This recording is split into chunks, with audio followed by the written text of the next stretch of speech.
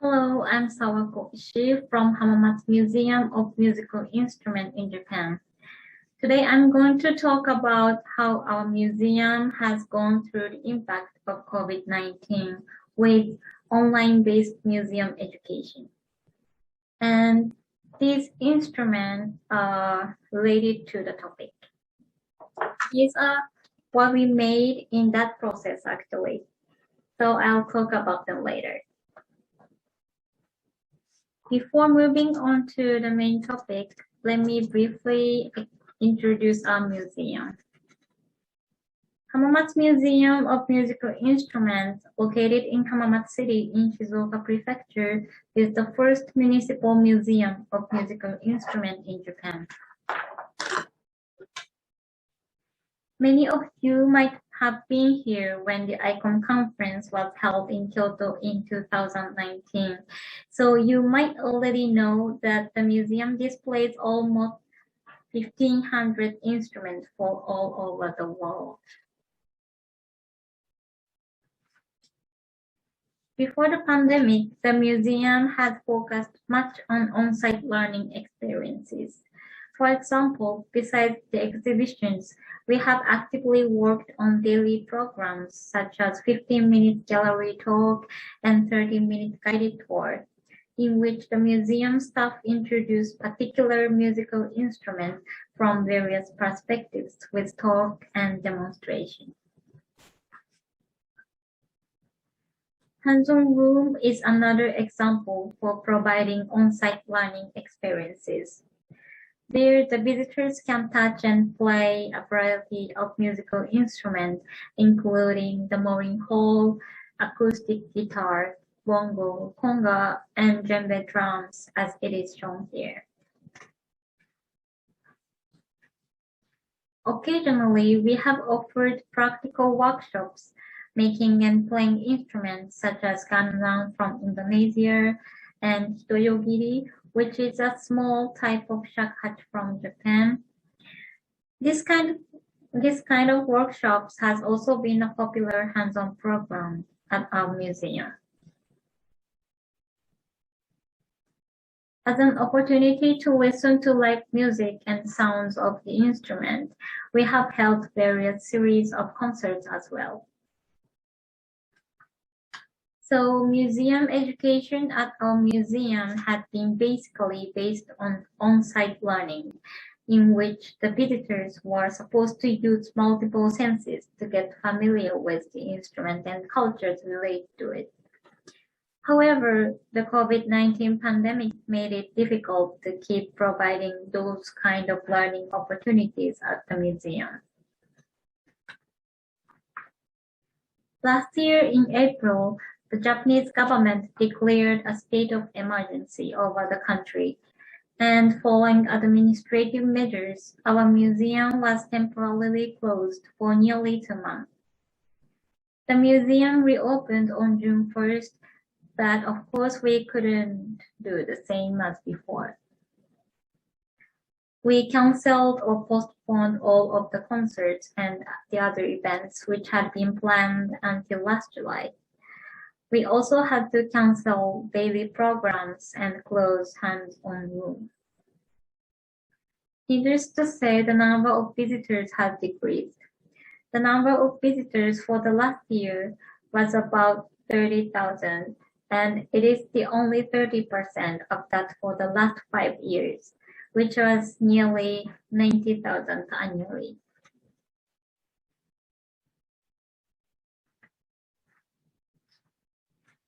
So as I mentioned so far, the COVID-19 pandemic has caused serious damage to our educational activities. At the same time, however, it became a chance for us to initiate online-based learning programs. Now we are moving on to the main topic. As for online-based museum education, I'm going to talk about 3 attempts at Hamamatsu Museum of Musical Instruments today. The first 2 is regarding video production, and the third one is about the opening of a virtual museum. The first one is a video series which introduces the way of making and playing the instrument using familiar materials available at home. Under the state of emergency last year, not only our museum, but also schools were closed. Therefore, we decided to make a video program mainly for kids staying at home, naming it Let's Make Musical Instruments Using Familiar Materials at Home. We had also intended the audience to get familiar with the musical instrument from the world and its cultures, even without coming to the museum. So let me show two examples here. So this video introduces how to make the sound piano. The characters are a museum staff named Botu and a rabbit named Gaki. The rabbit's name is named after the word gaki, meaning a musical instrument in Japanese. The movie starts from a scene in which they have a conversation.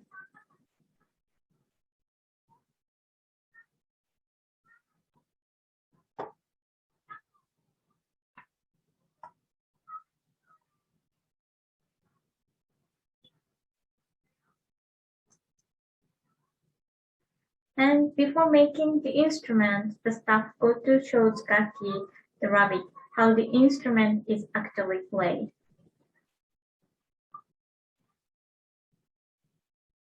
And for this cut, a past recording from our field work is used.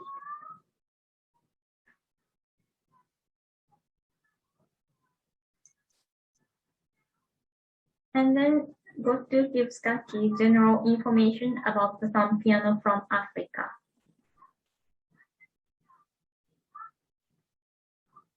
And I'll skip here a little bit. And now she's explaining the materials they are using. The point here is all of the materials used are something available at home.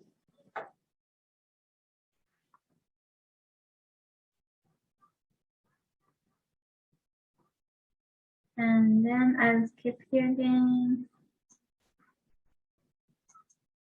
Okay, they need it. And after making it, they play it together.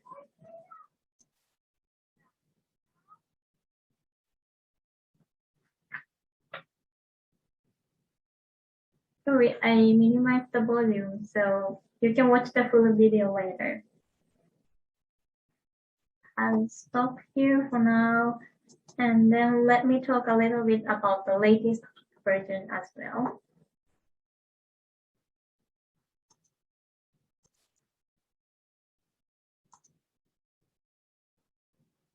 And the latest one is a collaborative work with a professional Tsuzumi musician. Tsuzumi is the Japanese type of drum. And again, the story starts from a scene in which Gotu and Gaki have a conversation. But this time they decided to see the Tsuzumi musician. So I'm gonna play from the scene.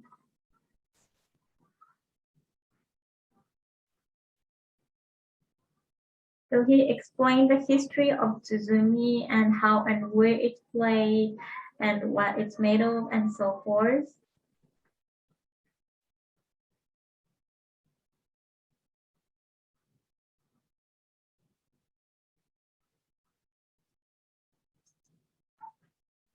And he also plays the actor Tsuzumi.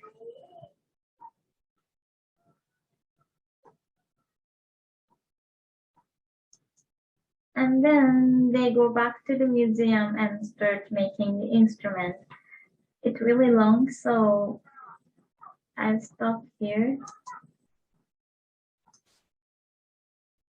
We posted 4 more videos in this series featuring such instruments as musical spoons and cajon so far, and got almost 8,000 views in total. This series of videos have several characteristics, which I think make our educational videos original, so I will mention each of them. First, it introduces the actual musical instrument, based on our museum mission to show human wisdom and cultures through each musical instrument. That is why we try not only to just make it, but also to give information about the actual musical instruments. Secondly, it showed some video recordings of the previous museum activities such as field work and public lecture concert programs. In doing so, we expect the audience to be informed about the museum activities as well. Third, it includes a collaboration with a professional musician. Here we would like to provide the audience with an opportunity to meet its real sound and get more interested in the instruments. Lastly, it incorporates a common format in educational TV programs, in which two characters talk and work on handicraft together. The picture on the slide is from a popular Japanese TV program for kids, which exactly had the same format as our video. By adopting this format, we thought of making it easy for kids to get familiar with the content of our video. So this video series has meant to make a suggestion about the way of spending the time of quarantine, as well as to have the audience come in contact with musical instruments and rich cultures from the world, even without coming to the museum.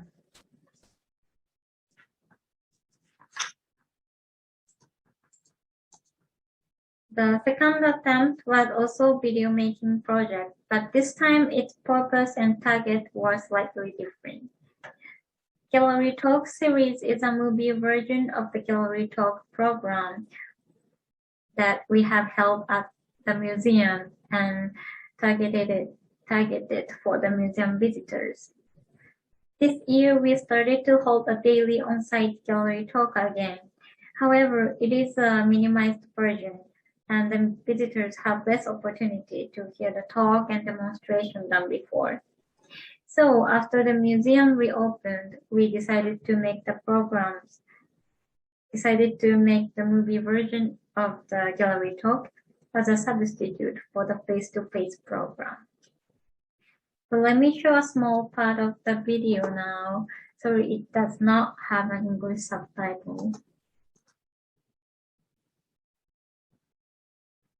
This video introduces balafon from Africa.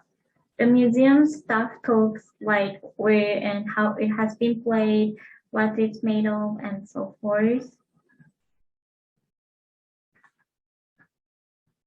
She talks just like when she has a gallery talk at the museum.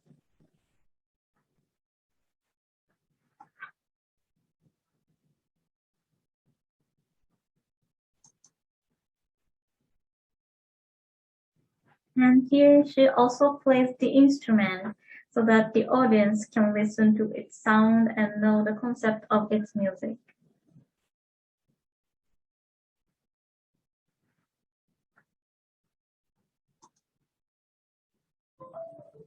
And again here it uses a past recording from the concert at the museum.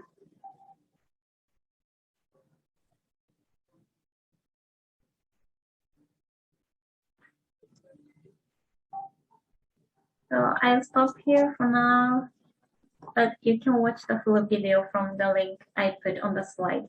I'm gonna show it later.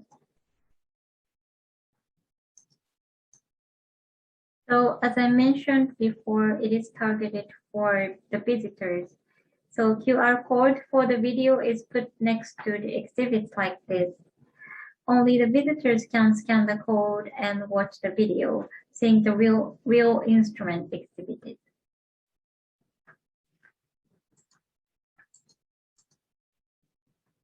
We made 9 videos for this series and got almost 1,400 views in total.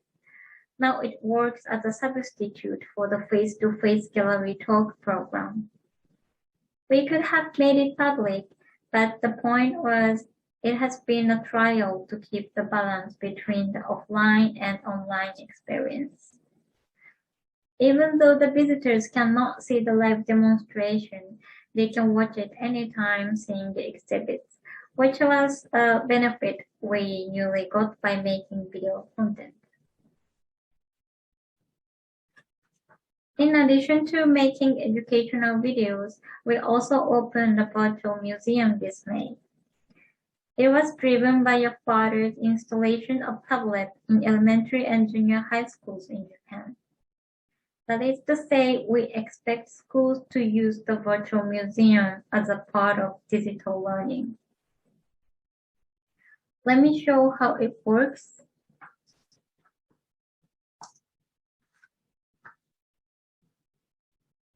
So by swiping, you can move around in the exhibition room and watch the video as well in the exhibit. You can also watch the movie displayed at the room as well.